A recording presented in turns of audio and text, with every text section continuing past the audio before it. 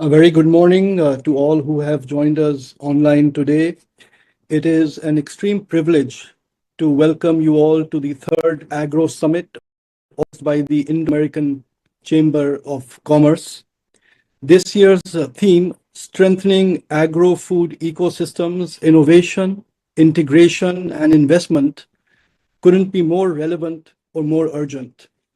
We are extremely grateful to the galaxy of speakers who will be conducting the sessions throughout the day.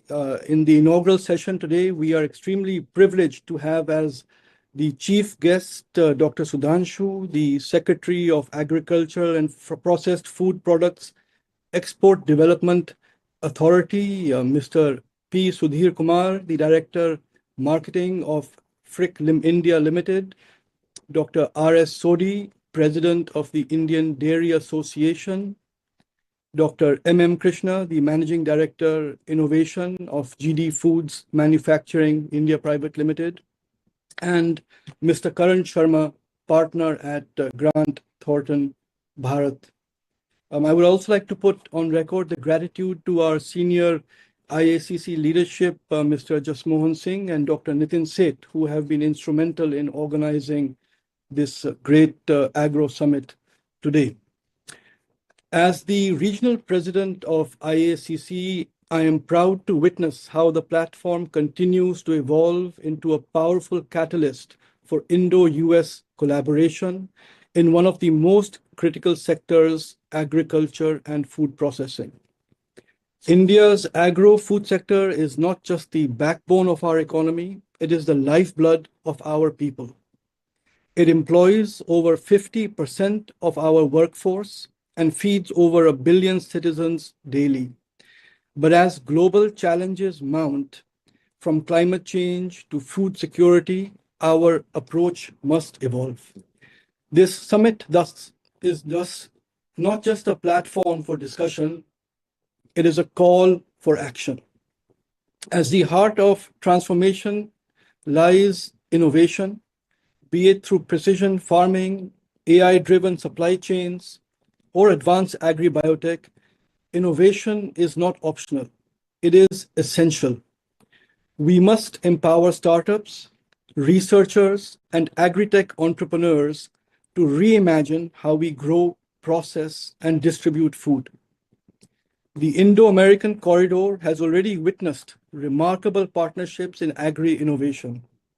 From sustainable crop solutions to smart irrigation, Indo-US collaboration continues to inspire new possibilities.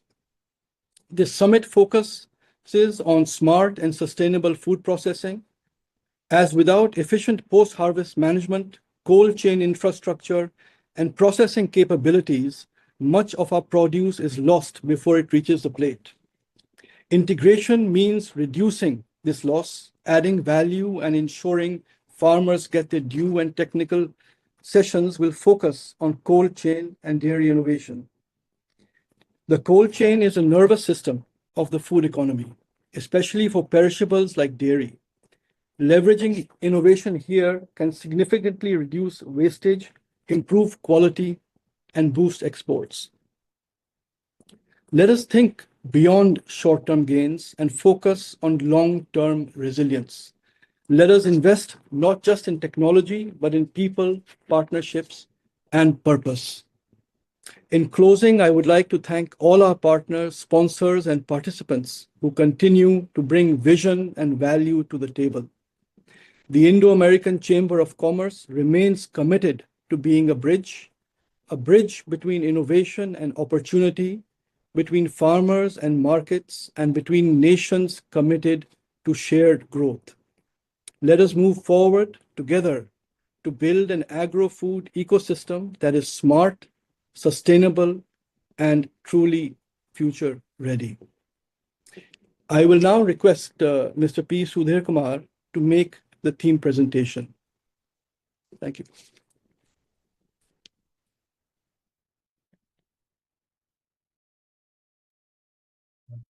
Thank you, Dr. Atul Chauhan. Good morning to all. In this moment of this Indo-American Chamber of Commerce, I am here to give the key address the agro-food ecosystem, innovation, integration, and investment. We have to understand what is the agro-food ecosystem.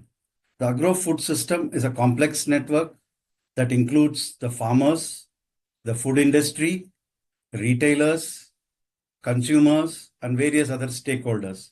So to make this food ecosystem work in a sustainable manner, we have to do all the other required things. The ecosystem is crucial for global food security and sustainability. But we face a lot of challenges due to, as Dr. Atul said, climate changes, and also there is an economic inequality. So we'll see the main components are the agriculture production. In agriculture production, we are, even though number one in fruits and vegetables, a lot of products gets wasted because we don't have the supply chain, the logistics handling of them, the waste management, etc. Even though we have improved in the cold chain technology, but we still need to innovate, integrate, possibly to reduce the wastage. The farmers need to get to smart technologies and also to improve the yield. The livestock, of course, in the dairy segment, there has seen a lot of improvements. With the cooperative movement, we have seen the farmers are doing exceptionally well, and we are number one in the milk production, and also we are moving towards value addition in the dairy product, and a lot of investment is coming in this field. And the distribution is where we are lagging behind. The logistics, the cold chain logistics is where we are lagging behind. Even though we have cold storages and cold chain, but the cold chain logistics, the infrastructure for cold chain logistics is where we are lagging behind. And also on the waste management. The waste management in the disposal and recycling of the food products which we are eating. But the challenges we are facing is food security. We have to supply nutritious food to all walks of life. That is going to be a very important challenge which we are facing. And the other important challenge is the climate change, which can impact agriculture production and agriculture food system itself. And also agriculture food system also emits a lot of greenhouse gases, which we have to bring it down by using natural things. Like we have to also use a lot of biogas and other alternative renewable energies instead of using other greenhouse gases energy. And also we have to control the economic inequality. We have to see that the resources and power are there to give the nutritious food to the all walks of life. Technological innovation, definitely we need more technological innovation. We have done a lot of innovation in agriculture field, but still we have to do more to increase the farmers' income. And the government plays an important part, and we have the dignitaries from the government who are participating in this seminar. So they will play an important role in shaping this. With this theme, I am giving my address, ending my address. I will take over. I will give this thing to next to Dr. R.S. Sodhi. I would like to invite Dr. R.S. Sodhi. Dr. R.S. Sodhi did his bachelor in agri-engineering from Udaipur, and also he was the first alumni of the IRMA Institute, which was started in Anand. Currently, Dr. Sodhi is the president of Indian Dairy Association, and he had worked as the MD of GCMF for 14 years, where he converted Amul GCMF brand into a world brand, and the turnover up to 9 billion, which is approximately at that time it was around 71,000 crores. Dr. Sodhi has worked under Kurian, who is known as father of dairy industry, for 30 years, and he is also in the various boards of International Dairy Federation. He is chairperson of the NIFTIM and also board members in Abyss Foods. I welcome Dr. Sodhi to give his insights into the dairy industry, innovation taking place in dairy industry. Thank you, Sudhirji, for my very good introduction and giving brief. Honorable Chief Guest of the session, Dr. Sudhanshu, Secretary PIDA, as well as all the dignitaries, panelists with me in this session. I'm very happy to thank the Indo-American Chamber of Commerce for giving me this opportunity to speak on the topic which has been given to me, that smart and sustainable food processing, unlocking growth through cold chain and dairy innovation. I'd like to just clarify that this word, instead of using the word food processing, in today's context, is better to say value-added food industry, because somehow when you say food processing, it gives in today's consumer slightly wrong notion that we are talking about very processed food where we are changing the ingredients or adding lot of not so healthy ingredients. Whereas today consumer is more shifting more towards fresh, pure, natural food. No doubt is a lot of processing, packaging, innovation, logistics involved. So that is the thing. So I'll be talking next 10 minutes regarding this, what is Indian food industry and what are the opportunities in this, what is the future, how the production in food and how the consumption is changing over a period of time, and what are the latest trends in that, and then about the dairy industry, what are the innovation there, and no doubt how food or agriculture India is comparatively very sustainable to the world, and what are the challenges we are facing. Well, to all the listeners, you see, in India, the one industry which is the biggest, fastest growing, and also whole world is eyeing, whole world wants to tap or enter or get a share in that, that is India's food industry, or is a produce of India's agriculture sector. I mean, if you say today's India's economy is $4 trillion, we say it will be $10 trillion by 2030 or $30 trillion by 2047. But food out of this $4 trillion is today $700 billion, or around 60 lakh crores. The fortunate part for the food, value-added food industry is that out of the 60 lakh crore, only 12% is organized, or you can say value-added form, around 7.5 lakh crore.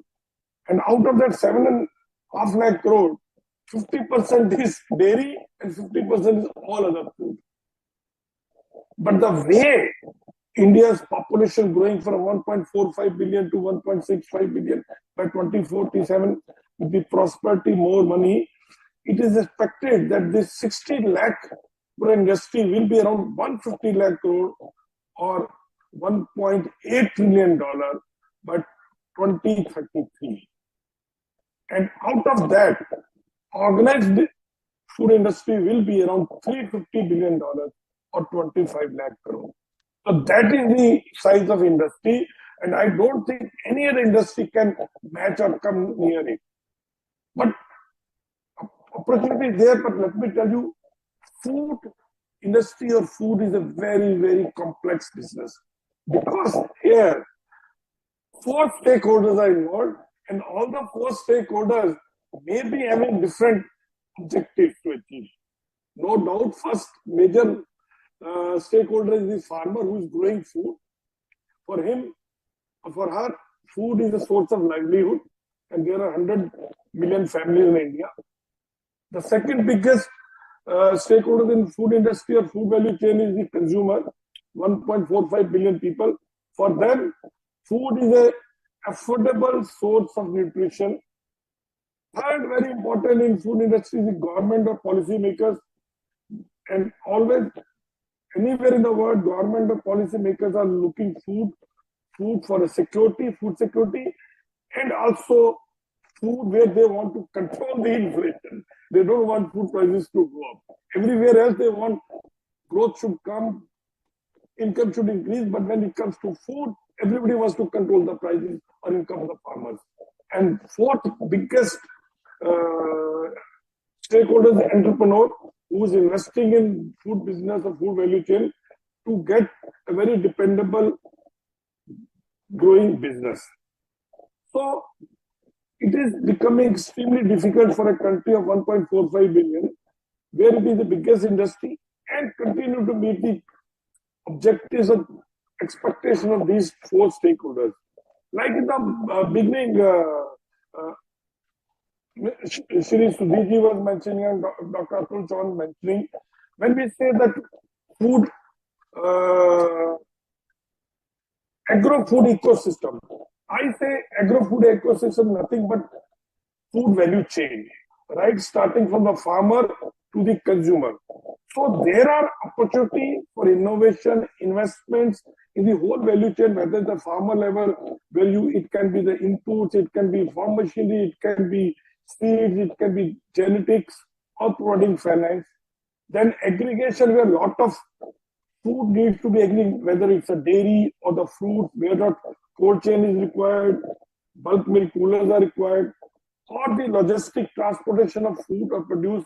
There also you need a lot of cold chain innovation, and then processing of food, packaging, storage of food, testing of food, and no doubt then retailing also you require a lot of food equipment, food cold chain equipment, etc. Now, we know that food is growing, investments are required, there are a lot of opportunity, but in the whole food supply chain, a number of food items, which are the areas where if any industry wants to invest or any stakeholder wants to, which are those areas? So first, let us see how the food production has changed over last 50 years. If I tell you, last 50 years, our population has multiplied 2.5 times. Our food production has multiplied 4 times. But among the various food categories, the cereals production has multiplied only 2.8 times. Fruits and vegetable around 6 times. Dairy around 10 times. Poultry 23 times. And fisheries 12 times. You can understand how food production is changing. And also, if you see consumption side, the latest data which has been released by the Government of India, monthly per capita expense. So generally, urban Indian is spending around 7,000 rupees per month, and you know, out of that, how much is spent on the food? Around 40%. On an average Indian is spending 87 rupees per day on food in urban India. Or thali is 87 rupees. And in that thali, the biggest portion is fruits and vegetables, around 19.5%. Then comes the dairy, which is around 19%. Then comes the poultry, fish, etc., around 9.5%. So these are the sectors which are growing and also constitute the maximum portion of Indian urban thali. So tomorrow, if you want to see that where investments are going, which food system is going to grow, where you require a lot of innovation and growth, these are the industry.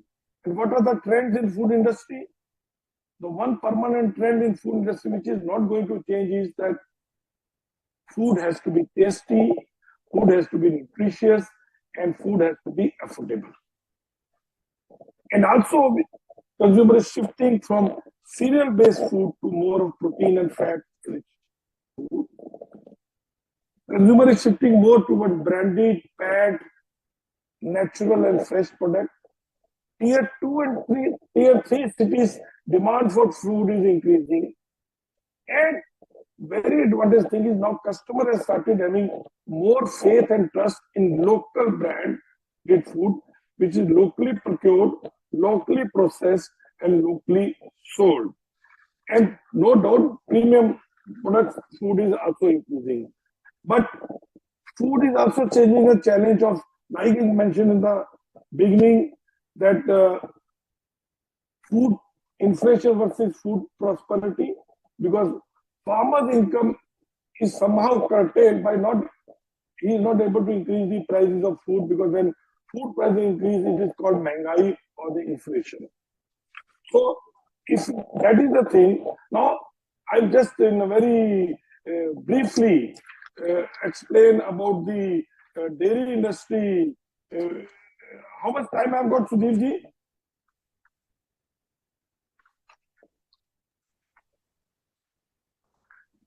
Okay. So dairy industry. Sir, another 2 minutes, sir. Okay. So I can only say is that like in dairy industry, which is now 3.5 lakh crore, we have grown to this world number one. The reason has been very simple: a very, very tight, efficient and tight supply chain, where food producer is getting 70 to 80% of what consumer is paying. So if you want food industry to grow in other also, and also in dairy we continue to grow, we have to see how we can ensure this efficiency in supply chain by using the technology, by using the cold chain, and also by using the digital integration. And now coming to the sustainability in the food industry supply chain, let me tell you, India's food supply chain is the most sustainable in the whole world, because our food supply chain, I say, is 3S: small farmers, small retailers, and small consumer.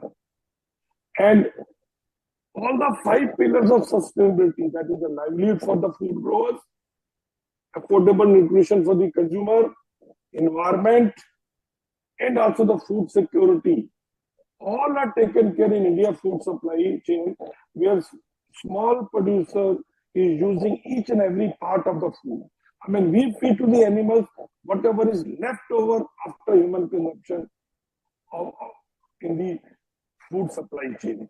Similarly, like in dairy, environment protection, the cow dung or the dung which is being considered environmental effect. In India, dung is used right from the beginning as a biofertilizer, or for the cooking purpose, or for the other purposes.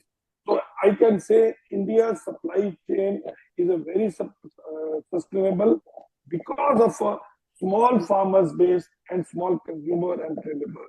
So while concluding, I can very well say that Indian food supply chain is going to grow. Only thing is we have to keep food very affordable. We have to keep scale in the mind, and also the changing in trends of consumer consumption, whether where their consumer is looking for purity, taste, freshness in mind. And once again, I thank everybody for listening to me, and thank you, the Indo-American Chamber of Commerce, for giving me this opportunity. Thank you, Dr. Sodhi. And I would like to now call upon Dr. M.M. Krishna. Dr. M.M. Krishna did his postgraduate studies in Food and Science Technology at CFTRI Mysore and Indian Agricultural Research Institute, New Delhi. He has also studied Advanced Baking Science and Technology from American Institute of Baking, Chicago. Dr. Krishna has got 40 years of experience in India and abroad in areas of baking, fruit and vegetable processing, and soya protein. And he has worked as the chairman and managing director of the public sector undertaking Modern Food Industries. He is a professional member of Institute of Food Technologies, USA, and life member of Association of Food Scientists and Technologists in India and Oil Technologies Association of India. He has served on several government and professional committees on food processing, and also is the recipient of several awards, out of which the prestigious Dr. V. Subramanian Memorial Industrial Achievement Award. So I welcome Dr. M. Krishna to give us address on the agro-food ecosystems. Welcome, Dr. M. Krishna. Thank you very much, sir, for this kind introduction. Good morning, everyone. At the outset, I wish to profusely thank the Indo-American Chamber of Commerce for giving us this opportunity to participate and also present at this important conference. In line with the theme of the conference and the session, I thought it would be appropriate for me to briefly share some of my thoughts on the future food security and sustainability in relation to agriculture and food processing. As we know, India's food security situation has dramatically changed with the onset of Green Revolution in the mid-1970s. The country was under severe food shortage since the time of independence, virtually dependent on imported grains. It was like a ship-to-mouth type of situation that we experienced in the early 50s and mid-50s. Our food production was just 52 million metric tons in 1950. And thanks to the Green Revolution, with improved high-yielding varieties of wheat and paddy and appropriate crop production technologies, our food production has risen in geometric progression. And today, in the last year, we ended up with a record food production of 332 million metric tons. Of course, out of which cereals constitute about 80%, and pulses, which are very, very important for us to keep us healthy, it was only 7% of our total production. While food production situation looks quite comfortable from the quantity point of view, the food that we hold, food and nutrition security still continue to be a major concern for us. India's global hunger index score of 27.3 indicates that the country is 105th among the 127 countries listed. You can imagine the extent of hunger, malnutrition, and undernutrition that we are still going through and trying to control, but a lot of work needs to be done to completely overcome this situation. Despite some progress, India still experiences high rates of child malnutrition, particularly under wasting and other protein deficiency related diseases. As we go through, we are the largest populated country in the world today, and we are going to be even more populated by 2050, reaching a population figure of 1.67 billion by 2050. And as we grow in numbers, our food requirement also increases, and our requirement in 2050 is estimated at 400 million metric tons from the existing 333 million metric tons. That's a 20% rise in our food requirement by 2050. We need to address this from various angles, from the point of sustainability, from the point of productivity increases on the farm, processing possibilities to eliminate post-harvest losses or minimize post-harvest losses, and value addition at the farm gate to enable the farmer to have higher revenue for his produce. So from various angles, we need to address the situation while facing the problem of still hunger, malnutrition, undernutrition, and our future projected requirement of nearly 400 million metric tons by 2050. Let us see the major issues that we need to address and resolve in our path to meeting the anticipated food and nutrition security by 2050. The first and most fundamental is the land resources. Our land resources for farming, for agriculture, are shrinking day by day, largely due to continuous diversion of agricultural land for non-agricultural uses. With greater urbanization and industrialization, diversion of agricultural land for non-agricultural uses will continue to grow. That means we are talking of producing 400 million metric tons from even smaller land extent than what we have today. So we need to address this situation of migration of agricultural land for non-agricultural purposes so that it doesn't become a stumbling block for our improved agricultural production in future.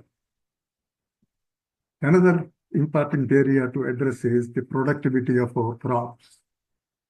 With all the advances that we have made in the last 40, 50 years, we have come out with varieties of crops that are more productive, package of practices, economic practices that result in higher productivity, higher yield per hectare. But with all this effort that we have made so far, our yields continue to be much lower than the global average yields. If we take rice, our yield is only 2.2 tons per hectare, compared to a global average of 3.02 tons per hectare. There is a 30% gap between what we get and what the others get, and we need to bridge this gap to be able to accomplish what we are looking for by 2050. Similarly, wheat, we have 2.75 metric tons per hectare, whereas the global average is 3.35 tons per hectare. Corn is even much worse. We have 2.5 tons per hectare yield corn. The global average is 5.5. That means there is a lot of scope for us to intervene and improve the crop, the food production by attempting to increase the productivity. Where we have a lot of scope for improving the productivity, as we see from the comparative figures between Indian productivity and the global productivity. And when we talk of legumes like pulses, it is a very sorry situation. We are less than 1 metric ton per hectare. Whereas similar legumes grown in Canada or the United States or even in Southeast Asian countries, they have yields of 2 and 2.5 tons per hectare. So there is a lot of potential for us to work to raise the yields of these crops through appropriate productivity management systems, so as to fill the gap. So in view of the constantly shrinking land resources, global warming effect, and productivity gap in important crops, we have to urgently focus on development of climate resilient crops. In view of the global warming that is impeding, knocking our doors, we need to work on varieties that are climate resilient, which can withstand the adverse climatic conditions and still maintain the productivity.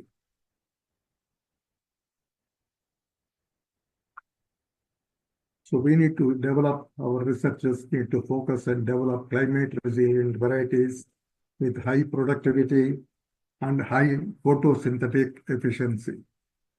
You know, when we talk of photosynthetic efficiency, I may remind our distinguished participants that one of the reasons for improved yield of wheat that we got is by working on the geometry of the wheat plant during the wheat revolution. The estimation of the plant was such that it was exposed to a larger extent of sunlight and photosynthetic efficiency. So we need to work out of the box to think how best we can confront this problem and work on this problem and to come out with solutions of high productivity with improved varieties of seeds. And then the sustainability in agriculture and food processing. You know, we have crops that are grown, farming systems that are prevalent, like animal agriculture, where the carbon footprint generation is very, very high, where the consumption of resources like water are extremely high. Our water resources are shrinking, and we need to optimize the utilization of water along with land resources to produce more from less. Probably we have a lot of lessons to learn from countries like Israel in this direction, to how to optimize our resources for highest production of food. And the other point is minimizing or reducing the food losses, particularly post-harvest food losses. From farm to fork, if we see the value chain of food, there's a lot of losses along the chain, how we can minimize with better storage facilities for the crops at points of production, points of storage, and the points of retailing and sales. Unless we improve, we tend to lose a substantial quantity of what we produce through post-harvest losses. And even worse is the wastage that we make. It is estimated that India, the wastage of food from production till it is consumed at the households or food outlets, the wastage is as high as 40%. You can imagine the impact of this wastage of food on the sustainability, on the carbon footprint that we're going to leave, and on our food security prospects in future. So we need to work hard to minimize the food wastage. Of course, we are comparatively slightly better than countries like United States, where the food wastage is much higher, as high as 60%. All the resources are used for producing the crop, and ultimately we waste 40 to 60% of the food. And this needs to be arrested, and we need to evolve policies that address this system and see that every grain that the farmer produces is conserved and reaches the ultimate consumer in a sound and consumable form.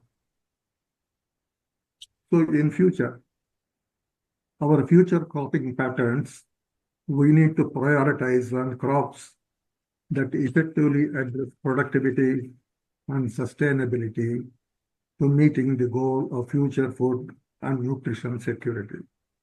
In this context, I will briefly refer to the role of few crops.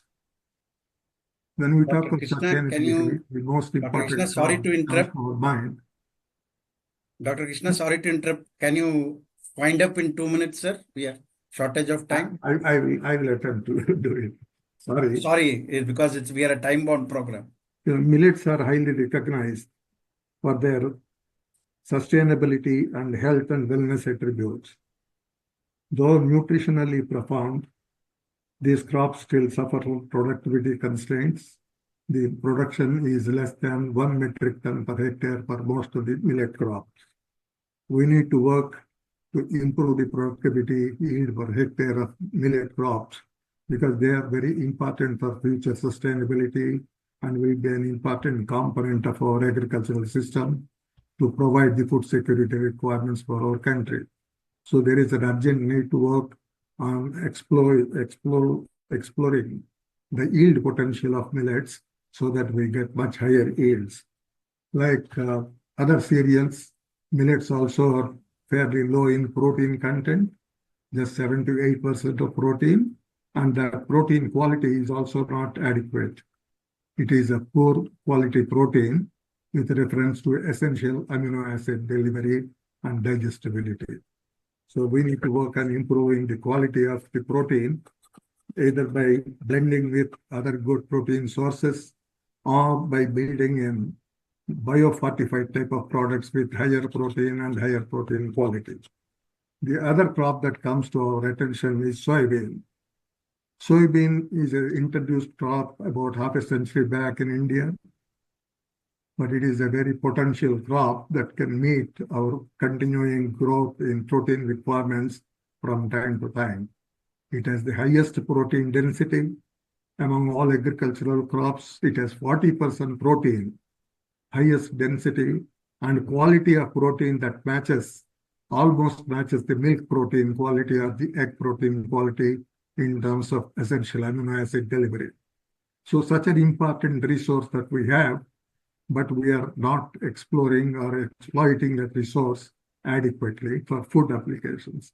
We use soybean 12 million tons that we produce today, mainly as a feed crop.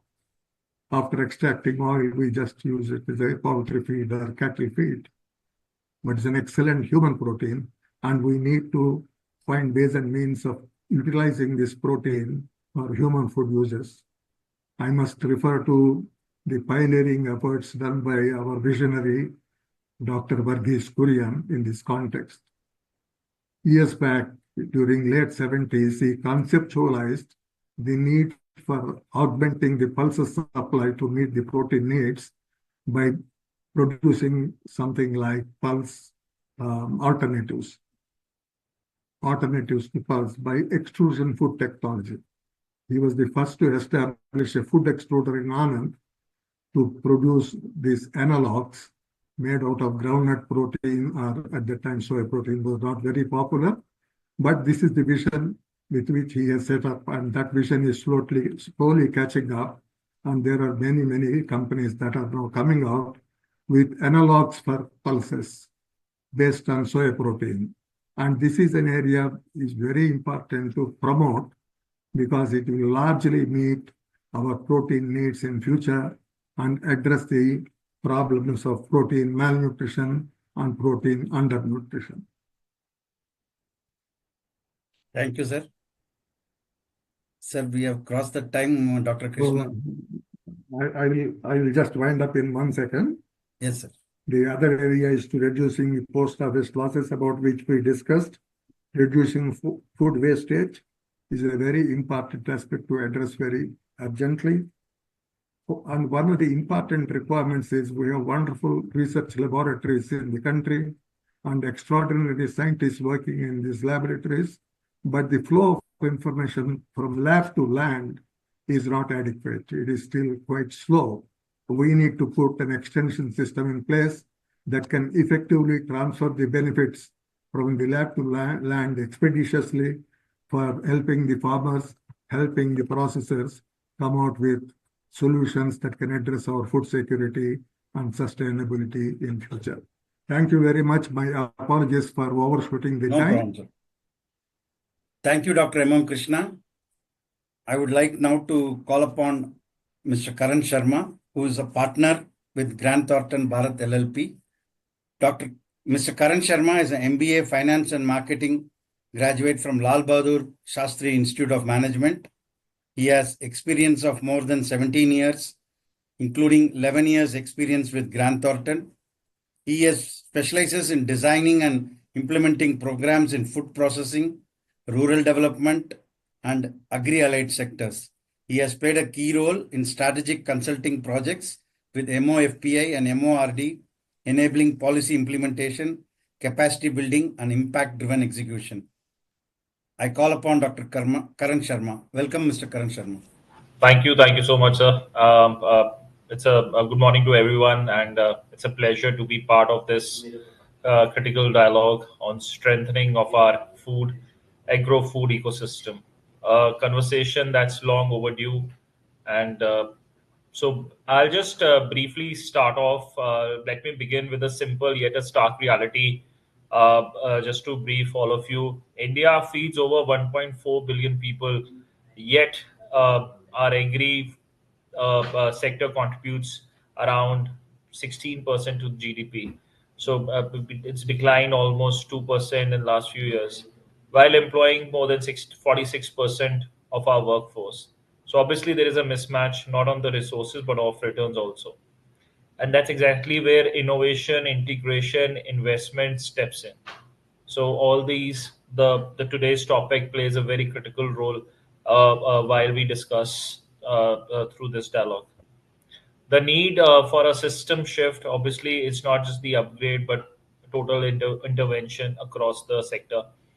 We have made progress, but mostly in silos. That's what I feel. A bumper harvest does not help if it is if 5 to 15% of perishable rot post harvest, or if a small landholder remains disconnected from the market. So obviously there needs to be a transformation across the system. We need to do a systemic rethinking over it. From certain points where we need to keep a tab is from production to value capture, from infrastructure to integration, and from subsidies to sustainability. So these are the areas where we should start focusing on. Innovation obviously means unlocking value, not just the volume also. Agri innovation is no longer about bigger tractors, better seeds. It's about intelligence, how it is played across the world. India tech startups clinch about 2.5 billion funding in Q1 2025, focused majorly on AI, IoT, and traceability. Yet only to my surprise, only 4% of Indian food produce travels via cold chain, mostly being funded by our Ministry of Food Processing. And tech adaptation among the small holders, if I talk about the landholders, is still less than 15%. Now the question is, how do we democratize the innovation? The answer is very, I would not say it's simple, but obviously we have to start off. So what I believe is by building an inclusive platform where FPOs, cooperatives, and private players co-create and share tech-enabled solutions. One example which I would like to highlight over here is blockchain-backed traceability systems for grapes and pomegranates from Maharashtra already is getting global traction due to Abita's efforts, as Abita has played a very critical role. So those areas where we have already got those innovations, we need to keep a track on that. Now, if I come to the next point, is the integration of cold chain and dairy as growth catalyst. Let me look at the dairy sector, which is almost standing at a 13 lakh crores sector, employing millions of people. Yet milk spoilage remains high, especially in tier 2 and rural markets. The solution is it's not only about setting up of chilling plants, but also creating integrated cold chain grids connected to rural hubs. Frick, Carrier, Area are all innovating here, but private infra also won't cut it. We need to obviously do certain points to it. Need to create more PPP models for cold chain networks, drive dairy tech pilots that digitize supply from cattle to cartoon. Also have smart logistics for real-time monitoring and route optimizations. I would again give an example. Amul data-driven procurement model is a great benchmark. Also, what I feel is, can we not replicate across the sector? I come to the next point is the investment from fragmented to forward-looking. India has earmarked almost 10,900 crore under PM Sampada and PLI for food processing. But here the challenge is, where is the blended finance? Where are the state agri investment cells like FPOs, SHGs, MSMEs to institutional capital? We must unlock CSR, ESG funds into agri infra, incentivize agri innovation zones in undeserved states, push for impact linked financing across the value chain. Coming to I'll not take much of your time because already we are running out of time. We have a very packed schedule. So we are not short on resource. What I feel is we are not short on resource. We are short on alignment.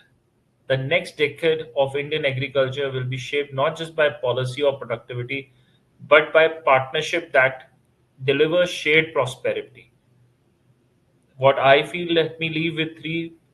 What I feel is, why is India the largest milk producer still importing dairy innovations from abroad? Some of the questions which I feel we need to address it. Can our FPO graduate from being a producer to being a brand custodian in niche categories like organic, GI tagged, fortified foods? And why should we envision a unified agro innovative policy, merging silos like horticulture, dairy processing, and logistic under one agile, leading to an outcome led framework? Something I would like to seek a guidance from my fellow speakers as well. That's what I would like to conclude over here. Thank you so much, Sudhirji. Thank you, Mr. Karan. Mr. Atul, to take over, please. Right. Thank you, Mr. Karan, for your insights. We now look forward to hearing from our chief guest, Dr. Sudhanshu, the Secretary of APIDA. Dr. Sudhanshu has a very rich experience of over 35 years in the agri sector, and for his extreme expertise in the area, he has been invited all over the world by agencies like the United Nations, WHO, and the Asian Development Bank, amongst so many, to speak and give his expert opinions. For his contribution to the field of agriculture, Dr. Sudhanshu has received multiple national awards from our country, and his whole work has had extreme impact. One of the many examples is Dr. Sudhanshu's deep involvement in the discussions with the USDA delegation in the US-India plant health bilateral meetings for waiver of pre-clearance programs. And as an outcome of Dr. Sudhanshu's efforts, the US side had finally agreed for the waiver of deputation of USDA inspectors under the pre-clearance program. I think as a nation, we are extremely lucky to have leaders like Dr. Sudhanshu, and we are honored that you are going to speak to our audience today. With that, Dr. Sudhanshu, thank you so much for being here. Dr. Chauhan, thank you very much, esteemed panelist and the participants who have joined this program. Good morning and good afternoon to all of you.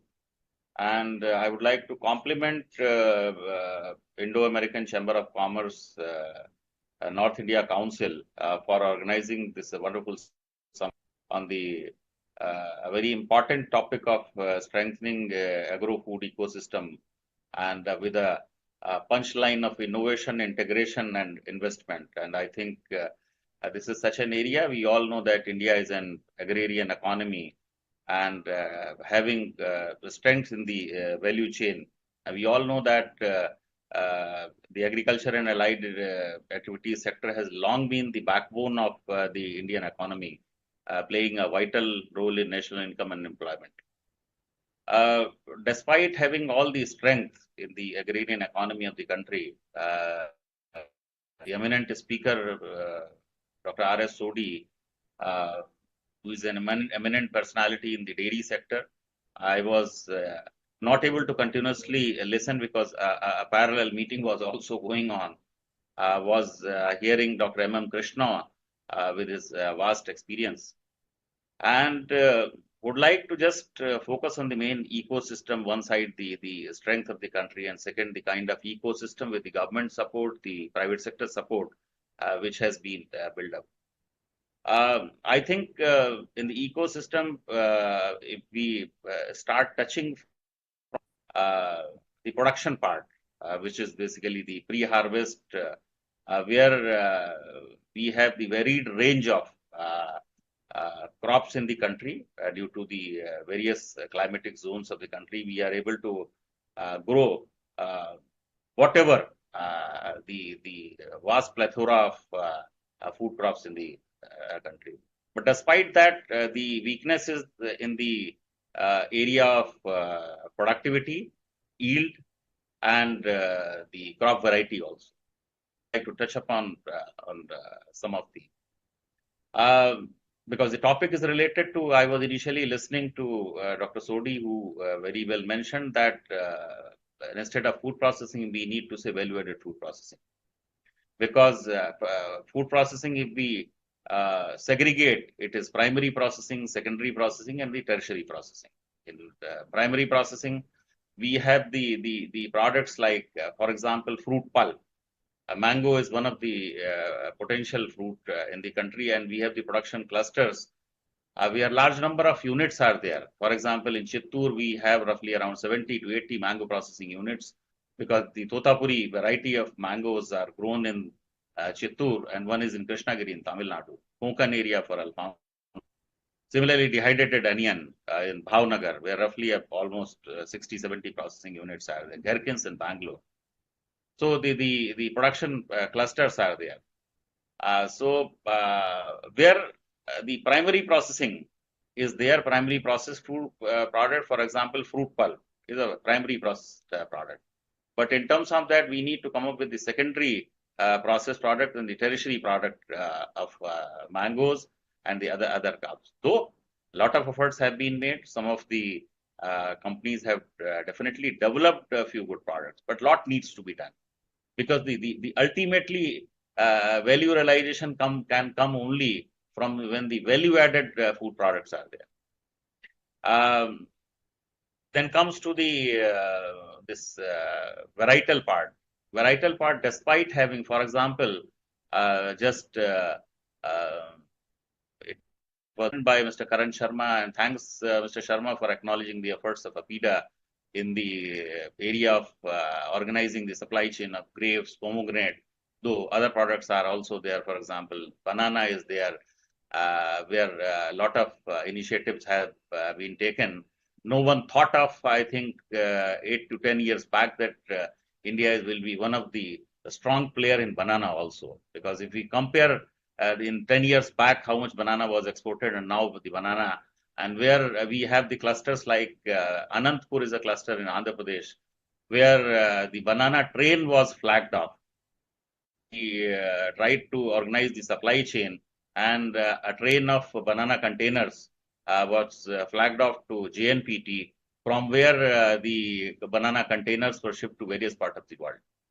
So I'm just mentioning that these are the strengths, and banana other clusters are also there, where the efforts are being taken by the concerned government organization, state government, and the private sector, and we are doing well, and a lot of efforts are to be made further. Now, coming to the infrastructure, which is basically cold chain, which is the main vital part, whether it is for domestic market or for the exports, because, and especially the cold chain, the logistics part, which needs to be strengthened. Though through the concerned line ministries in the area of food ecosystem, the kind of government support is being provided, whether it is through Ministry of Agriculture and Farmers Welfare, through its schemes under MIDH, Ministry of Food Processing, through its scheme for PMFME, your LI is also there, and couple of other schemes.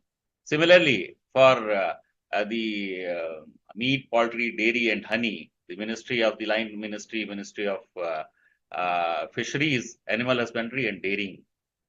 So these are the line ministries which are providing all support in building a robust ecosystem. Though I will not say that currently the system is robust, but the efforts are being made and the support is being provided for building a robust ecosystem, so that we are able to exploit the potential which we have in the economy.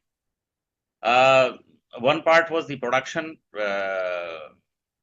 We have the network of research institutions, ICR research institution. I think for most potential crops, potential produce, we have our National Research Center, where the R&D work is looked after.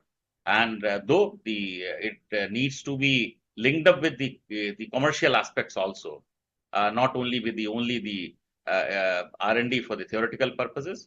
Though as an organization, APIDA, where the mandate is for exports, we are working with the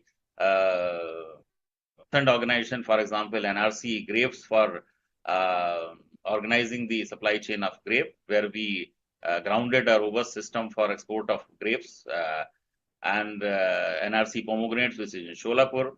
Similarly, for banana, which is in Trichy. So these are the organizations which are into R&D, where the focused R&D needs to be done, where we are able to address the issues related to productivity, yield. Because until and unless we come at par with the productivity and yield in comparison to the world productivity and world yield, because number of crops we have already analyzed where we are lagging. So if we are able to that, I think then we will be having a good strength in terms of value realization to the farmers, to the processors, and the traders and the consumers, all associated to the value chain. Now, coming to one of the aspect, which is, I think, Dr. M. Krishna also touched upon that, the package of practices. Package of practices, which is one of the important aspect for having quality production. Whatever is grown is not a quality produce, where the role of agriculture department, though agriculture is a state subject, every state agriculture or state horticulture department has an extension wing where the extension work is carried out so that the farmer is able to grow quality produce to the challenge of pest and disease. And for controlling the pest and disease, he or she has to use this pesticide, and it has to be a balance so that the quality produce the country is able to get, whether for the domestic market or for exports. And because when we look for exports, every country asks for a quality product in terms of controlled pesticide residue or with pest and disease, because the pest and disease, the quarantine certificate cannot be issued if the particular pest and disease is not looked after with respect to the importing country requirement. So the importance of extension machinery is there. Package of practices only enables the farmers to grow as per the requirement of domestic market. Because there are different segment. A niche segment is there, middle level segment is there, and for exports also, because food safety and traceability, which are the buzzword. And we always say that not only for export we need to have the safe food, but within the country also, every citizen need to have the safe food. It is right of every citizen to get the safe food in terms of consumption. So with respect to quality production or the export-oriented production, good efforts have been done. APIDA, the organization which I represent, pioneered one of the first traceability system, which was for export of grapes, and it was grounded in 2006-07. And since then, export of grapes, not a single complaint with respect to pesticide residue has been received, because the system has not enabled, because it was an online system.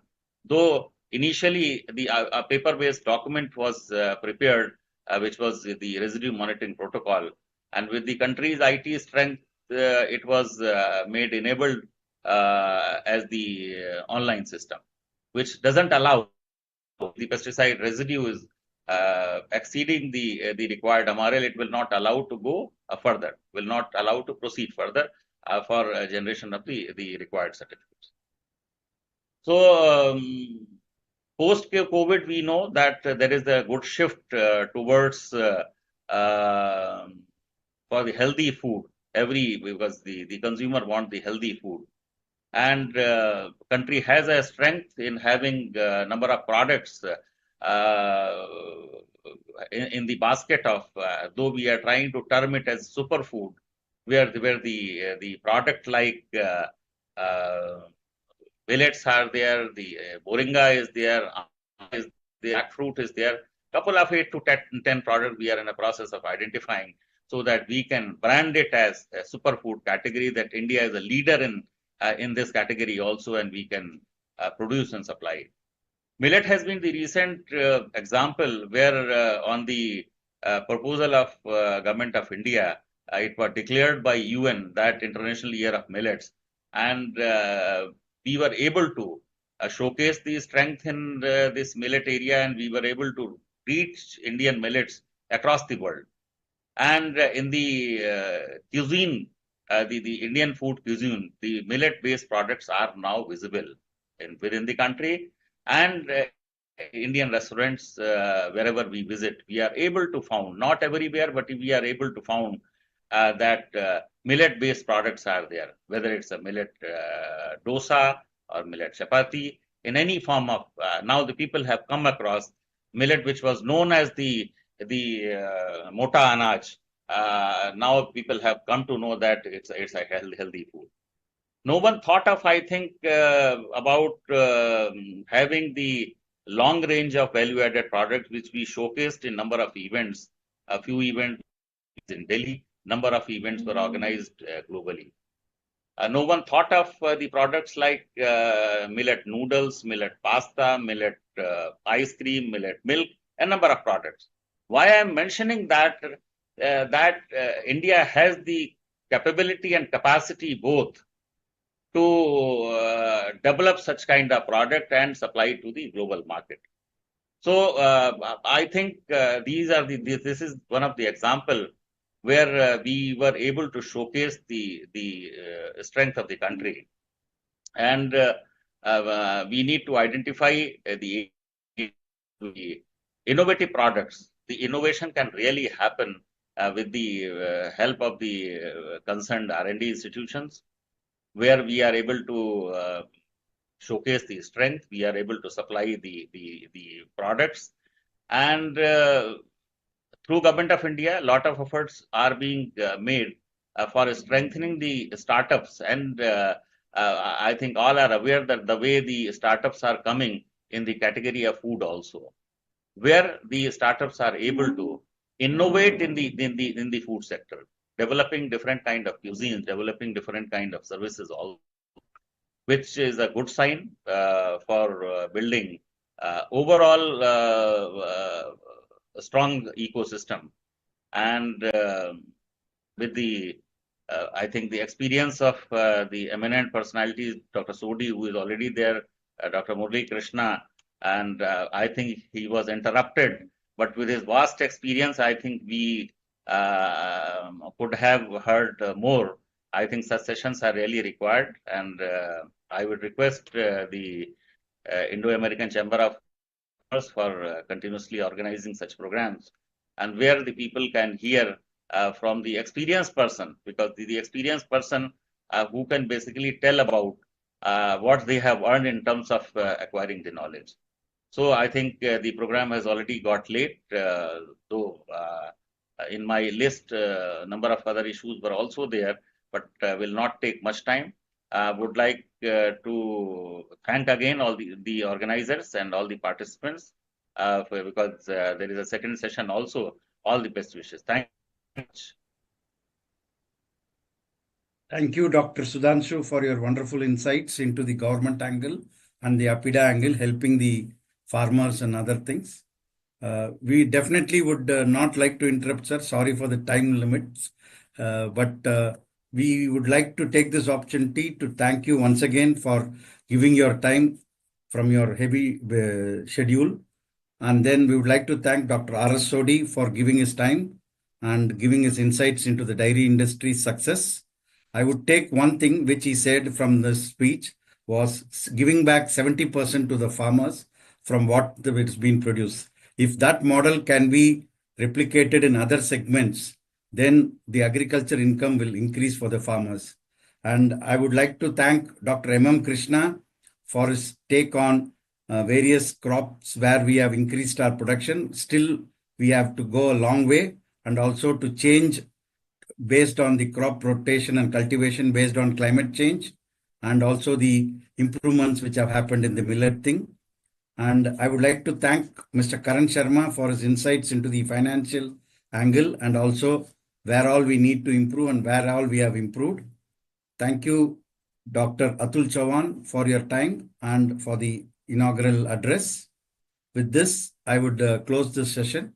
Thank you once again for all the participants, and also the special thanks to Indo-American Chamber of Commerce team, who have done a wonderful job in organizing it seamlessly.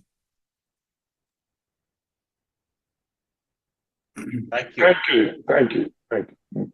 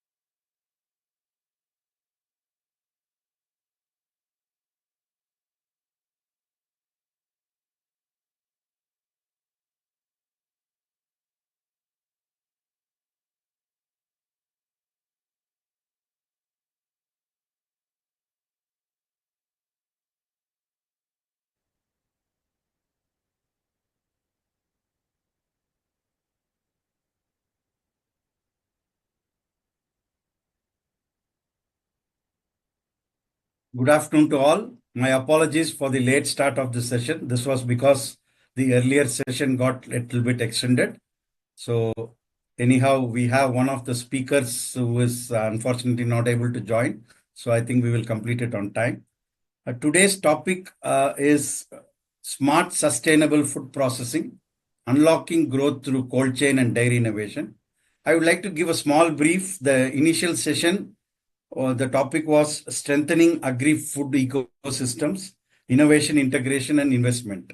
So the innovation part we had discussed, integration part and investment part also we had discussed, but the cold chain and dairy innovation comes where in the integration part. The farmer to the fork to the table, it's a cold chain which has to be maintained. So you have to have sustainable practices in enhancing the agro-food sector. Even though we all know India is #1 producer in milk and #2, or rather now it's one in number production in fruits and vegetables. We are also in cereals and wheat and rice. But still, I think we have been talking about a lot of wastage happening in the food processing sector and food industry preservation. Even though cold chain has improved by leaps and bounds from what we used to have 20 years back, where we used to have only a potato cold storage or a cold storage for red chilies in Andhra. But now we have multi-product, multi-commodity cold storage because of the various government initiatives. And even the logistics has also improved a lot, but still we have a long way to go in the logistics. I would like to classify this wastage of 35% or 30% is not only related to the wastage of food in the cold chain preservation. It's got a lot of wastages. It can be divided into three. One is pre-harvest wastage. One is cold chain logistics wastage. One is after the shelf life completed wastage. So these three together is what 35%. It's not that 35% goes waste only while it is in the cold chain or transportation. Whereas there is a wastage even in other foreign countries also, but it ranges within 10 to 15%. Whereas in India, it is more 30 to 35. That is because of pre-harvesting techniques and also cold chain techniques, and also to the after the shelf life thing. So it is with this in mind, this segment, we are going to have an interesting presentation. We have various speakers from industries of cold chain who will be giving their insights into this. First, I would like to call upon I was handling a lot of doctors in the previous seminar, so it's all our doctors. So Mr. Vinay Bajpai. Mr. Vinay Bajpai is the Associate Director of Carrier Transicold India and neighboring countries of SAARC countries. Vinay Bajpai is a mechanical engineer and MBA in marketing and has experience of 20 years, out of which 18 years in cold chain, and he joined Carrier in 2006. He is looking after the business unit of Carrier Global Corporation, a leading global provider of HVAC and also a solution for trucks and trailers, which are more important today for us. I think he comes from the Carrier Transicold division, which takes care of the logistics. Over to you, Vinay, for your insights into the role of cold chain. Thank you, Mr. Phil. Thank you for the introduction, and would like to thank Indian-American Chamber of Commerce for having us over here for this beautiful and wonderful discussion. So I'd just start. I'm representing Carrier Transicold, and Carrier Transicold is in truck refrigeration. Now, to put things in perspective, we spoke about wastages and all, Mr. Sudhir just spoke. So, while the world produces enough food for 10 million people, 1/3 of or more of it is getting wasted every year. About 800 million people globally go hungry every year. Food waste is an estimated 4.4 gigaton of greenhouse gas emission, but an improved cold chain solution can reduce CO2 emission by close to 50%. The food wastage, were a country in itself, it would have been the third largest emitting country in the world. Eliminating food waste can decrease annual global greenhouse gas emission by close to 10%. And again, to put things in perspective, 526 million tons of food can be saved annually with effective refrigeration and cold chain. And 2 billion people have no access to medicine globally. But again, if a cold chain is used properly, if cold chain is from farm to fork, if it is followed correctly, then there will be a saving of about 35 billion dollar per year. So this is just the global number that I spoke about. Now speaking about India, India is India is for global position. India is second in terms of food production. India is largest milk producing country in the world. We are the second largest producers of fruits and vegetables. We are second largest producers of fish and third in shrimp production. We are third largest pharmaceutical producer by volume globally. And as far as cold chain status go, it's cold chain is at a very nascent stage in India. It is evolving. Slowly and gradually things are going in the right direction. The evolution is slow, but definitely it is going in the right direction. The food losses are very high in India. I mean, food losses, when we speak about food losses, it is at various stages. It can be at the farm level, it can be at the cold chain level, it can be on the table. But the food losses are high. They are as high as about 18 to 20%. There are various studies to it, but 18 to 20% is what people say that the losses are about 18 to 20%. India's high share of global food trade globally, and we are very less produce goes through the processing. That is another challenge that we face in terms of cold chain. Now speaking about cold chain, so what exactly is cold chain? Just to put things in perspective, cold chain is a temperature controlled supply chain designed to keep food and pharma at a specific temperature throughout their journey, from production to consumption. It involves a series of interconnected stages. It includes production, storage, transportation, and distribution, all managed to maintain the required temperature range. So, they say that, a chain is only as strong as its weakest link. So at every stage, be it at the produce level, be it at the warehousing, transportation, or even at the retail level, cold chain needs to be maintained properly. The temperature needs to be maintained in a very correct zone. Otherwise, the food or the pharma, whatever is there, the produce is there are chances that it can get spoiled. And what are the risks, if it gets spoiled? Cold chain risk refers to potential problem that can arise during the storage and transportation of temperature sensitive goods like food, pharma, and chemicals. The risk can lead to product damages.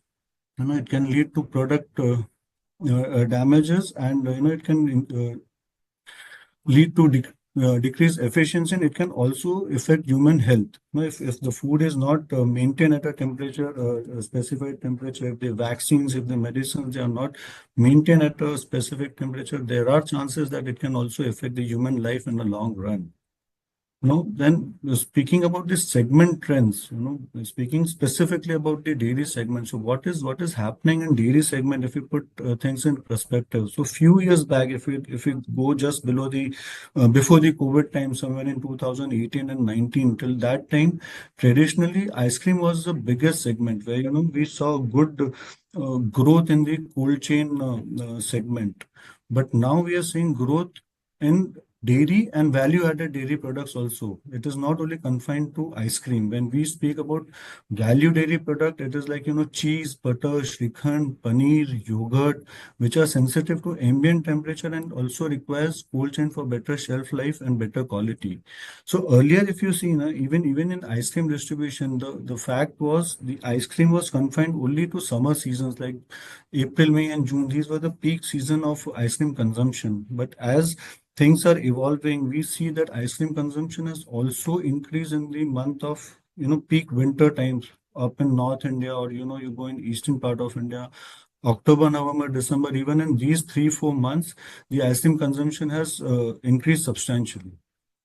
So, the good part is now dairy products are not only transported in cold chain for the primary distribution, but even for secondary distribution. See, till few years back, the main focus was, bringing the ice cream or the value-added dairy product from factories till the distribution center. And after distribution center, the cold chain was not followed. There was a big gap in the cold chain distribution of these products. But now, as the cold chain is getting evolved, there are smaller trucks which are getting used. Smaller trucks are 8 feet long truck. We speak about any boxes, any truck which is about 8 feet in length, 10 feet in length for city distribution. So these are used very correctly, and we are seeing a good and a very substantial growth in that segment. We at Carrier, now what we have done just to counter this, growth in this industry, we have introduced product in the recent past which have a capacity from 2 kilowatt till 7 kilowatt, and it can be used for both chilled and frozen product for vehicles which are 8 feet in length, and it can go up to 20 feet. These units, they specifically run on vehicle engine in smaller cities and smaller towns and metro cities where we have smaller lanes. Trucks can't take a U-turn, so where at every place where there are small trucks which are getting used, so these products are not very expensive. They have very low maintenance cost, and the capex and the opex cost is also very less.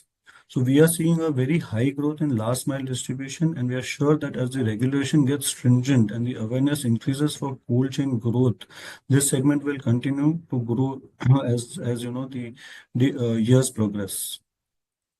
Now, apart from products that we introduce, we also believe in optimum utilization of the reefer trucks. So keeping this in mind, we offer about 90 service points across India, and we also give regular training to various stakeholders about our products, usage, and mainly about good loading practices. A reefer truck will work to the optimum capacity only if all the correct loading practices are followed.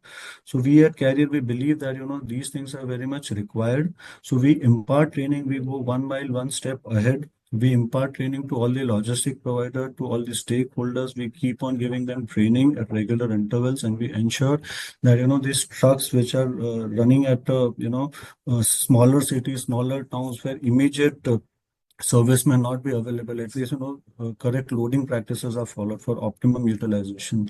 So again, coming to the same point that I just mentioned, that over the years, this value added dairy, be it Shrikhand, paneer, dahi, yogurt, now whatever is there, it's in smaller truck. We are seeing a good growth, and we are sure as a company, as from Carrier, we are ready to give correct product at for this growing segment. So that's it from my side.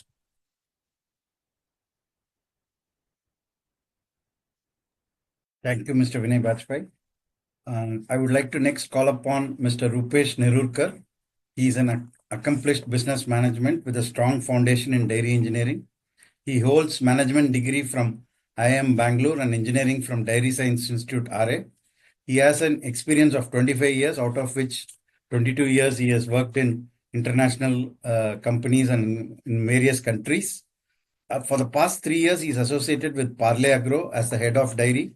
He is currently playing a pivotal role in supply chain optimization, demand forecasting, and strategic planning. Over to you, Mr. Rupesh Nerurkar.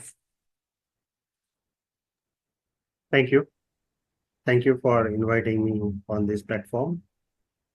Instead of giving you all the numbers available, I would like to point out few areas where we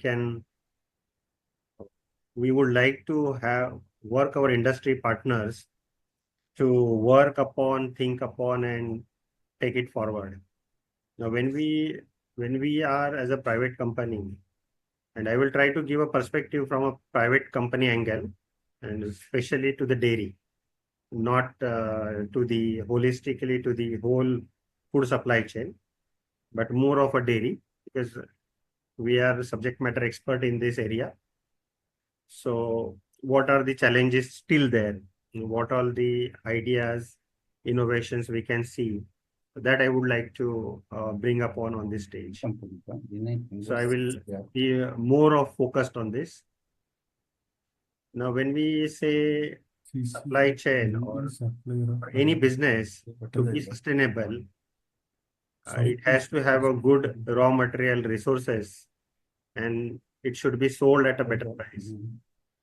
So in milk, basic raw material is milk, And when we try to see or try to sell the product at a better price, it has to have a good quality. So there is a lot of inputs into the raw material which we put, and then we try to sell it at a better price, where value addition is one of the most important factor. When we add value, when I think somebody has to mute the mic, disturbing somewhere. Okay, thank you. So when we say adding value, when we add value, it adds to the cost also. And when we add value, we have to sell a certain product to a better price. In the Indian context, if we see the dairy industry, still when liquid milk is consumed as a liquid milk, and then whatever balance it comes to private organizations, still the quality has a lot requirement to improve, because as a Parle Agro or as any private institution, if I see the amount of milk which we need and the quality of milk which we need is still not up to the mark, and we really have to struggle on the part of, let's say, quality of the milk. And that is because, again, the cold chain is not that great. We all talk about the Amul model, which is very successful. But unfortunately, Amul model or Nandini model is limited to certain 2 or 3 states. But other than that, in other states, it is not that much efficient, which those states have their own cooperatives or models. And because of that, the quality of the milk or the quality of the milk product is still not up to the mark where we can compete with our own company's internal set standards or going to the international market. When we say a private company, when it is a big brand, we set our own standards to a very highest level, and we always try to not to go below that. So in the dairy industry, now what we are finding difficulty is because we don't have the enough good quality milk, and then from that we couldn't get enough quality of skim milk powder or butter at a sustainable rate throughout the year. We always struggle. When we don't know that the supply is coming from the back end with right quality or not. How can we scale up? So we have to sometimes even threshold our scale up levels to certain level. Now, coming back to the cold chain. So that is one of the area where I feel the companies, those who are working in cold chain, supply chain, they should see that how they can apply the knowledge of cold chain to bring the milk right from the farmer to the chilling centers in a better condition. Like there are still farmers who are producing 5 liters of milk, 10 liters of milk, 20 liters of milk. And then they're waiting that the village person will come and he will collect. And he will collect, let's say, in 1 hour or 2 hours. So then it goes to the chilling centers in another 2 to 3 hours. And if it is a winter season, the milk will go to the chilling center in, let's say, 2 to 2.5 hours. But if it is summer season, it goes 2.5 hours, but because of the temperature and humidity, the quality starts spoiling. So how can this cold chain can start right at the farmer's house? Now, that question is still not answered or not innovated. This is one of the area which innovation is required, where the farmer, as soon as he draws the milk, how he can cool it. Now, an individual farmer cannot invest heavily into that cooling system.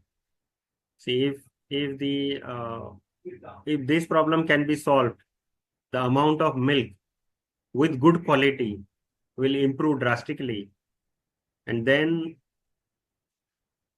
overall milk production, whatever is happening in India, out of that, let's say currently 20% is the best quality milk, it will improve to 40%, 50%, and then private organizations like us can sell it, can make byproducts out of it, can make value-added products out of it, and we can sell it locally as well as in export market. Because when we go to export market, we see a lot of restrictions are there in terms of different antibiotics, different adulterations. But why the farmer goes into these practices is again that the basic cold chain problem is not solved at very, very ground level. If we compare India, we are happy with the Amul model, but now we need to go a little further than that.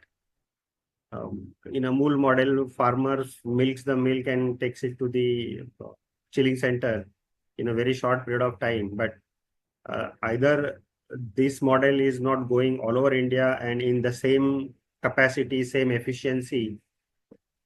But then if certain innovation can happen in this area where the milk, the moment the milk is milked by the farmer and the farmer itself, he can cool down at a very low cost. And then the supply chain starts there. This is one of the very important point, which I would like to bring to the notice of the dignitaries.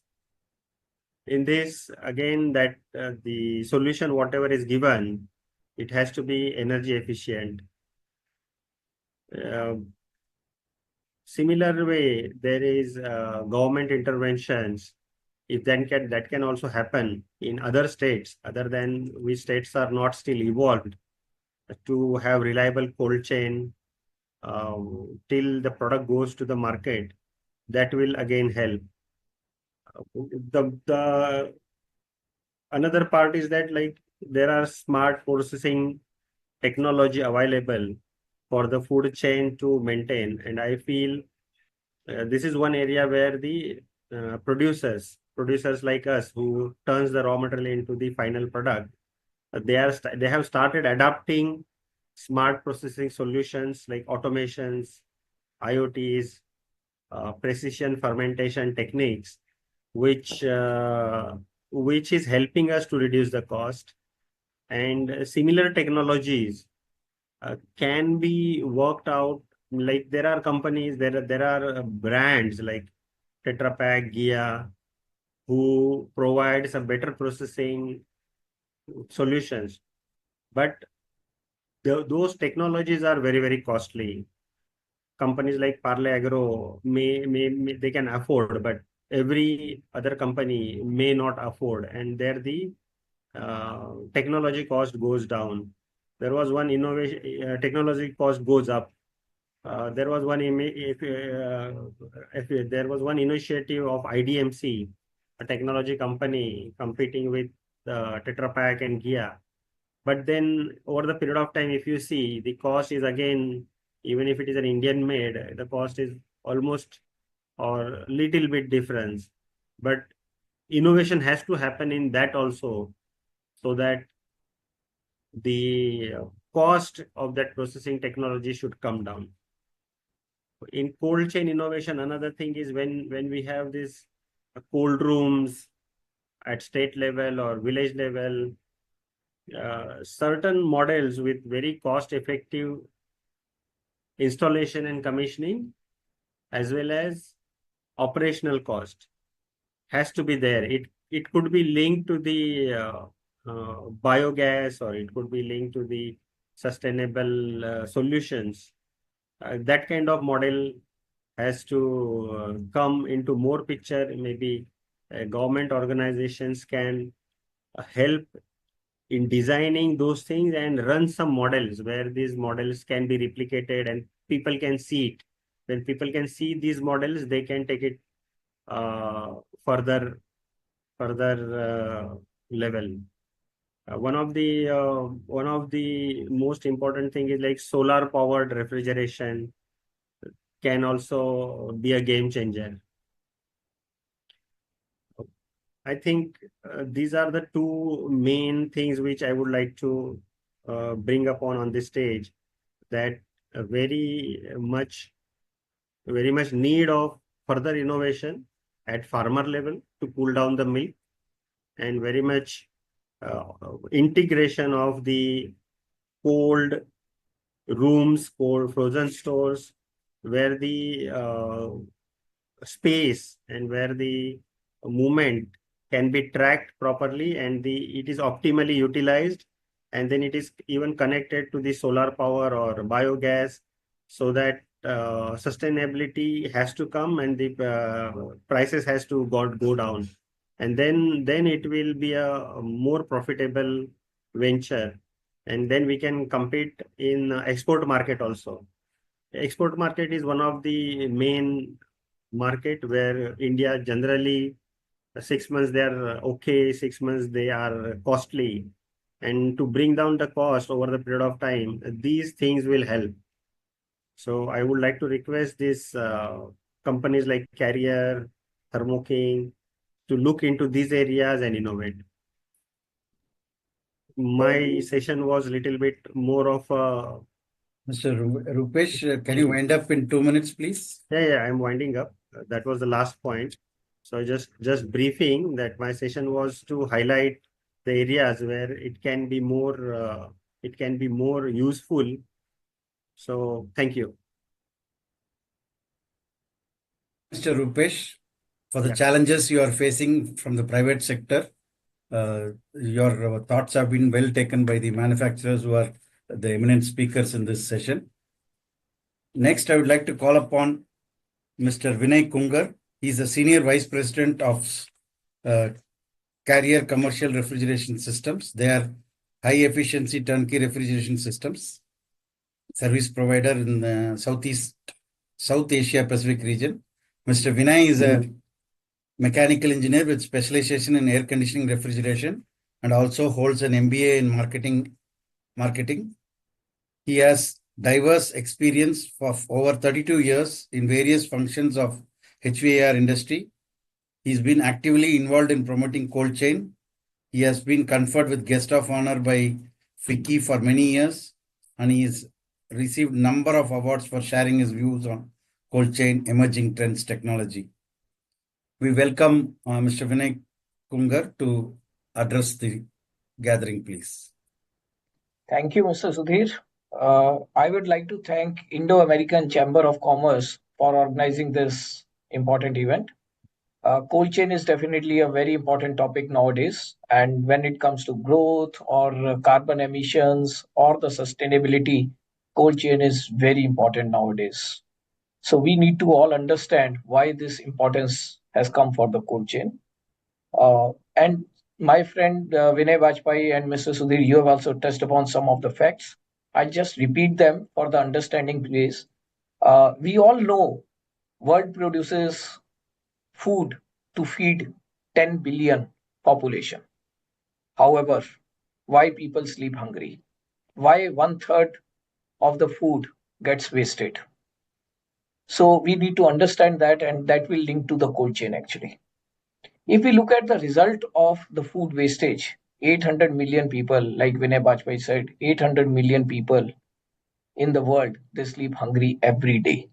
But out of that, we all should be aware 194 million people in India, they sleep hungry every day, which is more than the combined population of Australia, Canada, and UK. That means these three countries put together, the population, more than that, people sleep hungry in India every day. So for us, India, this is a big challenge because we need to actually do something to cater to this so that our children don't sleep hungry. Okay. Vinay also touched upon the point on the result of this food wastage. The food wastage results in 4.4 gigatons of greenhouse emissions. And if we talk about the greenhouse emissions, so the important part is the methane. We need to understand what is methane. Methane is a GHG, which is a greenhouse gas, and its presence in the atmosphere that affects the Earth's temperature and the climate system. We keep on talking about global warming, so this is the result of that. Over the last 2 centuries, if we look at methane concentration in the atmosphere have more than doubled, largely due to human related activities. The largest source of methane emissions is agriculture. We talk of agriculture, but also we need to understand the largest source of methane emission is agriculture. Decay of organic food, waste in the municipal solid waste landfills, closely followed by the energy sector. When we talk of energy, we consume energy for the cold chain. However, this energy, if we look at, is produced through coal, oil, natural gas, and the biofuels. This is also adding to the carbon emissions, which is again related to the cold chain.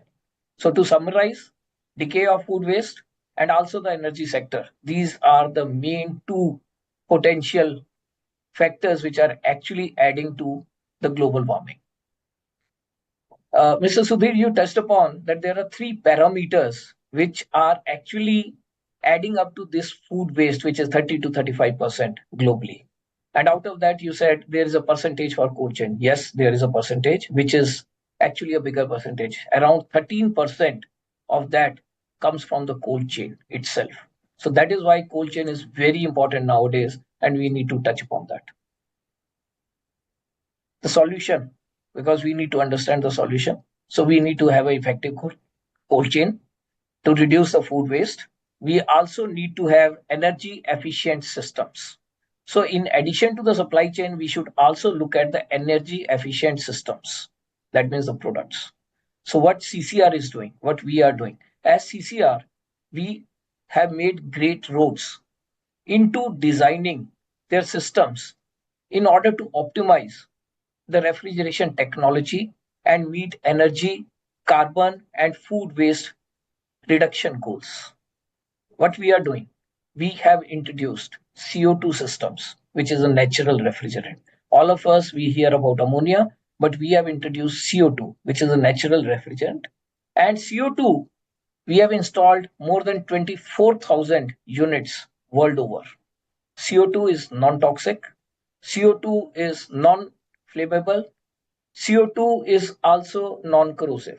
So those are the real benefits, and that is why we are going in for CO2. These are energy efficient, and the system carries very less refrigerant in it. That means if CO2 leaks out also, the quantity of the refrigerant is very, very less. We also understand 50% in a cold storage or a food processing industry or any food retail industry, 50% of the consumption, energy consumption that happens from the refrigeration system. So what we have done is we have also introduced inverter units into the refrigeration. We all talk about inverter units into the air conditioning, but we have also introduced inverter units into refrigeration so that we can save that 20 to 25 power consumption out of that because of the part load. We are also working on the remote monitoring systems because the shelf life, the uptime of the machines, all that has to be taken care, and the efficiency also. We are also providing better solutions on the food processing, especially on the dairy side. And food processing is a very important part, which is again related to the cold chain because it improves the shelf life of the product, that means the food, and also reduces the food wastage. Government is taking number of steps. They are giving number of subsidies, announcing some schemes to promote cold chain, working with farmers, trying to open center of excellence everywhere. However, we all need to work together as private organizations also with speed to promote cold chain, reduce food wastage, improve the energy efficiency, and make our world, our country, India, as a better place to live so that our children don't sleep hungry every day. That's all from my side. Thank you. Thank you, Vinay, for your insights into the what all Carrier is doing to improve upon the food wastage. Next, I would like to call upon our chief guest for his chief guest address, Dr. Abhijit Mitra. Dr. Abhijit Mitra is our Animal Husbandry Commissioner at the Department of Animal Husbandry and Dairy, Ministry of Fisheries and Animal Husbandry and Dairying, Government of India. He has a experience spanning over 30 years and he is recognized in expertise in animal breeding, genetic research and biotechnology. Dr. Mitra extensive research leadership includes pioneering work in disease resistance, genetics, reproductive genomics, and transgenesis. He is also got lot of medals right from his academic stage. He's got Chancellor's Gold Medal in his BVSc degree and Director's Gold Medal for exceptional academic performance during his master's program. Apart from that, he's got lot of other accolades, include renowned DAD doctoral fellowship at Germany, along with postdoctoral fellowships. And he's also got lot of awards as a team leader, eminent scientist award, etc. It's a long list. I would like to cut short the list. And as the Animal Husbandry Commissioner, Dr. Mishra also serves as the Chief Veterinary Officer, CVO of India. He holds prominent leadership roles both nationally, internationally, and including chair of FAO APCHA, Animal Production and Health Commission in Asia Pacific. I welcome Dr. Abhijit Mitra, please. Thank you, sir. Thank you very much. And it was very sometimes very awkward to listen your own biodata. I don't know from who gave you that biodata, which takes about my graduation degree anyway. Thank you very much, and it's a very proud privilege to be the first veterinarian of the country, and I come to a profession veterinary which is not very well accepted across the society unless you have a pet with you. Those are pet owners or pet parents. For them, veterinary is a very important profession. Otherwise, generally, it is considered as a second or third rank profession in our country. But let me tell you very briefly that it is one of the noblest profession, and we treat each and every animal other than human.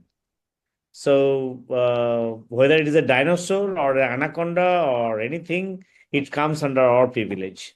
So that's my domain.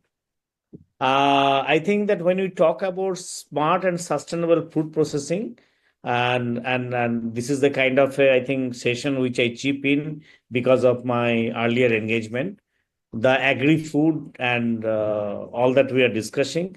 I have only 3 or 4 points to make.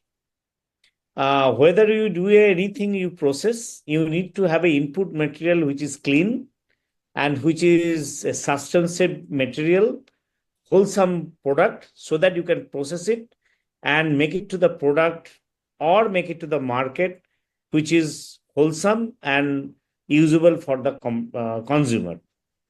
The people who are linked with the industry, I was listening to them, particularly milk industry. One important aspect is clean milk production.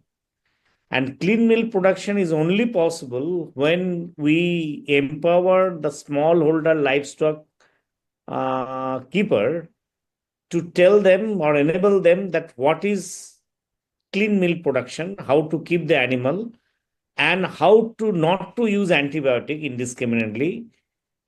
And milk being a perishable product, you also understand that how to keep it till it goes to the processing value chain.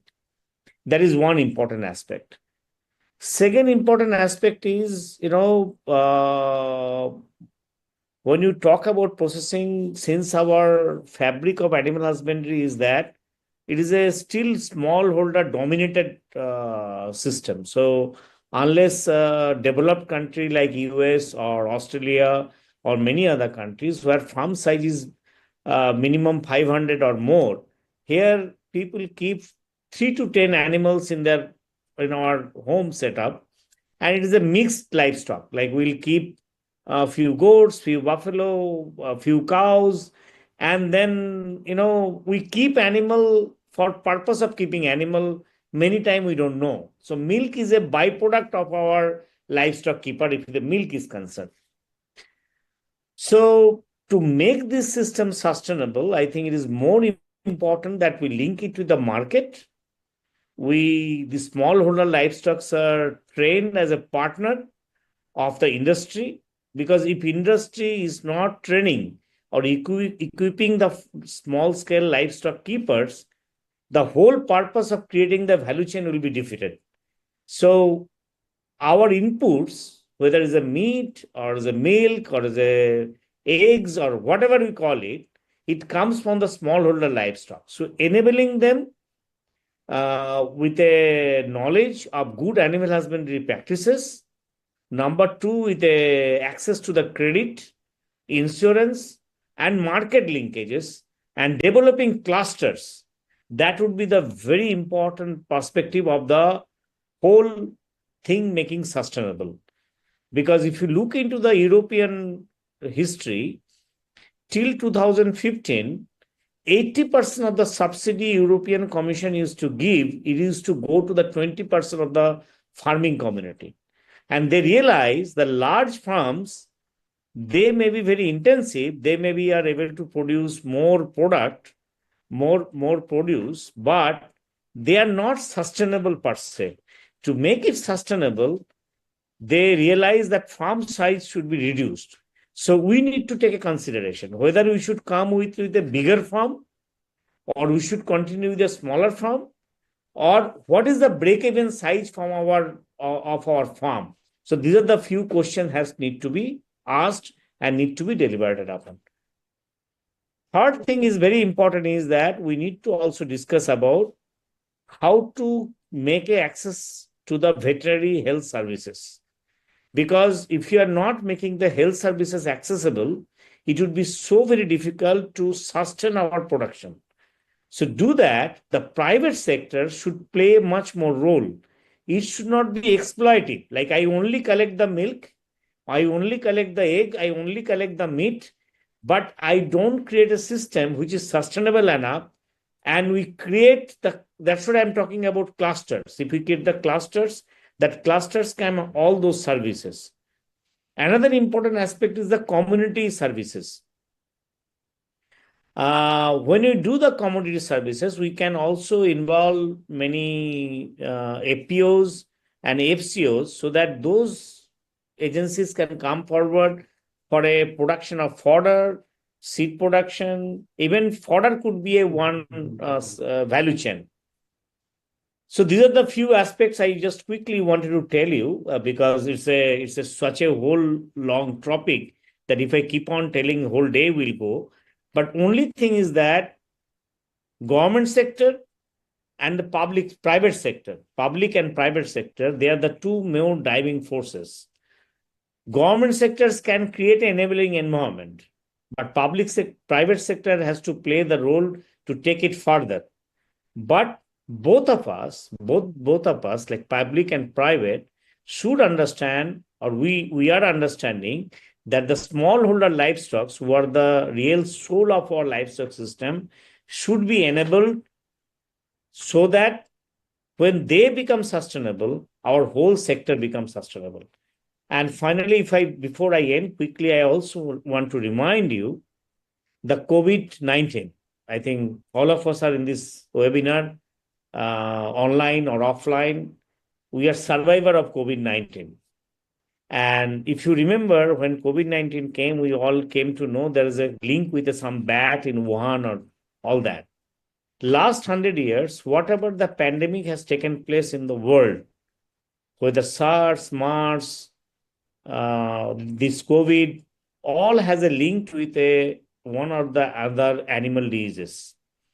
65% of the animal diseases are, human diseases, infectious diseases are of animal origin. So it is so very important for our own health, we should keep the livestock health as a priority. We invest on that. If the livestock health are good, we will be healthy and we will be also happy. So to stop the pandemic, if you have followed the WHO 3 days ago, WHO DG has told the next pandemic is inevitable. It may come in years, it may come in days, but he says it is inevitable. And if it comes, it will be of animal origin. So One Health approach is another aspect we should look into. With these few words, just to recapitulate, making our smallholder livestock system enable with a best animal husbandry practices, more training, credit and insurance, more investment, and a One Health approach would be so very essential to make this sector sustainable. Thank you very much. So I think I took less time than the time taken by Sudhirji to read my biodata. So Thank you, sir. Thank you. It was a lovely speech. You rightly said it's a noblest profession, like handling the livestock as well as all the pet animals. You're doing a noblest job. At the same time, you gave us a lot of insights into cleanliness, how to keep the product cleanliness, and then how to keep the hygiene of the animals so that the next pandemic does not arise at all. And also we should treat them more because they are the ones which are giving you profit to the agricultural farmers or whatever it is. But even the small time farmers in India have been able to make it so big. Now we are the #1 milk producer in the world, whereas the other countries have 500 cows, but still they are not #1. So I think with this, 26% of our milk, 26% of world milk we produce. Yes, thank you. Thank you. Thank you for all your. And I just want to add, Sudhirji, just only one thing quickly. Yes. Please stop calling almond milk as a milk. Milk has to come from the udder. Understood. It has to come from the mammals. Maybe we cannot call all white fluid as a milk. Rightly understood. Rightly understood. Yeah. Maybe so very important. Vegan lovers may come at the back of you. No, you call it almond paste or whatever. You don't call it a milk. It's not a milk. That's it. Okay. Thank you, Dr. Abhijit Mitra, for your wonderful speech. And also, I take this opportunity to thank Mr. Vinay Kungar for his insights into the other alternative methods of refrigeration. And thank you, Mr. Rupesh, for telling the challenges which private sector is facing and other states need to follow the model of Amul. And thank you, Mr. Vinay Bajpai, who talked about logistics and the percentages of production and wastages. So with this, I close this session. Thank you all once again. And I also take this opportunity to thank IACC, who have done a wonderful job in doing a seamless seminar, especially Neelu ma'am and Mr. Amitabh and others who I don't see on the screen, but who have worked tirelessly. And for the participants, last but not the least, the participants for patiently hearing for the past 2 hours. Thank you. Have a wonderful day. Thank you. Thank you. Thank you all. Thank you. Bye-bye. Bye.